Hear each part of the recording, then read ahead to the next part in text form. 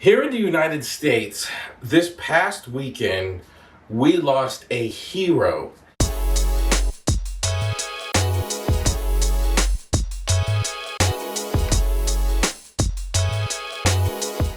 In the civil rights movement, in the pursuit of justice, a guy by the name of John Lewis, who ultimately became a representative in Washington, D.C. in the American government.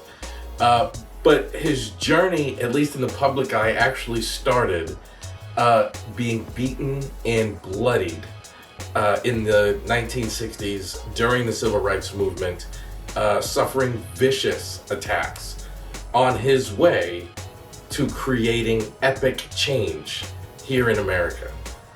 He referred to what he did as getting into good and necessary trouble. He said, never be afraid of making noise and getting into good and necessary trouble. And I was thinking about that this weekend, and I love history, man, and I love studying history, and I studied like Martin Luther King and Malcolm X, and even global icons like Nelson Mandela, other people who were real warriors for the pursuit of equality. But I had never heard this quote before, which kind of shocked me. And this idea of getting into good and necessary trouble has been amazing for me in the past 24 hours. Because I think about my work in this field. You know, when I showed up in the field of solution-focused brief therapy, there had been no Black thought leaders. There had been no people who looked like me doing what it is that I do. And there were definitely some people who had a very difficult time accepting that I was now here and doing the things that I was doing. And to this very day, they struggle.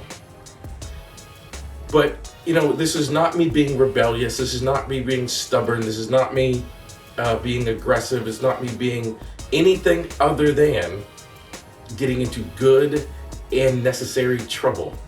Because I think it is important that the field become more diverse, have more representation from different races, genders. I think representation matters. And even though there have been organizations in the past that have verbally expressed being upset with me, and even though there have been certain people who have had a hard time with it, there are such clear signs now of change in this field that it makes me so pleased to be able to carry on the legacy of John Lewis, of getting into good and necessary trouble, and always being willing to do what is right, even when it is hard. So in this message, I just want to say thank you to John Lewis for the work that he did and the example that he set.